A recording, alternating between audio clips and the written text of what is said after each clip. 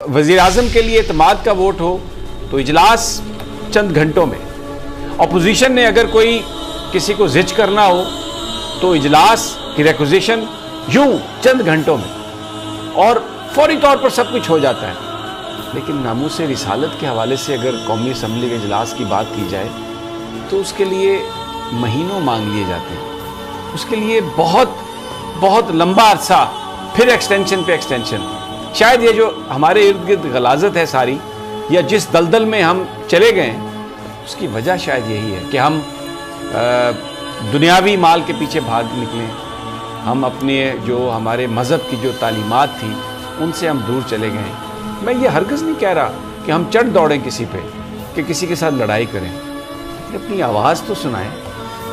आवाज़ कैसे सुनाएं? मैं आपको एक मिसाल देता हूँ। हमारी ये सारी गुफ्तगू का मकसद ये है कि हमें अपने जो बुज़ुर्ग हैं, हमें जो अपनी जो तालीमात हैं, हमें अपना जो असल मिशन है उसको तो नहीं हमें भूलना चाहिए।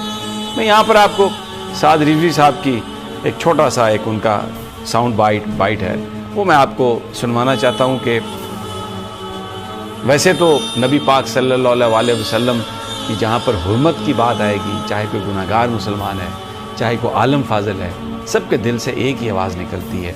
ना जाने क्यों हम इन मसलतों में आके खामोश हो गए। सुनिए ज़रा रिजवी साहब क्या कह रहे हैं।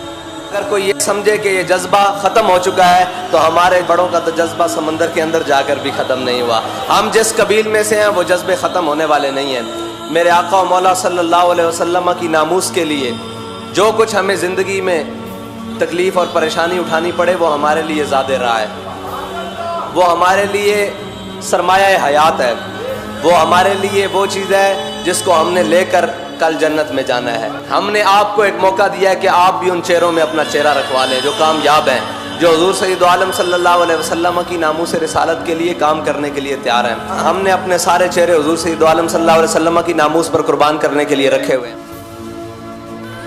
ये बात करने का मकसद सिर्फ ये था कि काश अल्लाह हमारे जो लीडर्स हैं, चाहे उनका ताल्लुक़ हिज़्ब इख्तिलाफ से है, चाहे उनका ताल्लुक़ हुक्मरान जमात से है, अगर वो आज ये फ़ैसला कर लें कि हम एक आवाज़ बनेंगे और अपने नबी पाक सल्लल्लाहु अलैहि वसल्लम की जो हुर्मत है उसके लिए मैसेज देंगे पूरी दुनिया को, तो मुझे ये लगता है कि हमारे बहुत सारे मसाइल हल हो जाएंगे। आप यकीन करें, मैं ये ईमान से ये बात कह रहा हूँ, ये कोई जज्बातीपन नहीं है, ये कोई हम ये नहीं कह रहे कि आप चढ़ दौड़ें किसी मुल्क पर हमला कर दें या आप यानी ये कोई दहशत गर्दों की तरह कार्रवाइयाँ करें, बट आप बताएं कि ये फ्रीडम ऑफ एक्सप्रेशन नहीं है। हम लोग इस चीज़ को बर्दाश्त नहीं कर सकते। हमारे आज जो जिन मसाइल में हम घिरे हुए हैं वो इसीलिए हैं, हम बहुत दूर चले गए अपनी तालीमात से।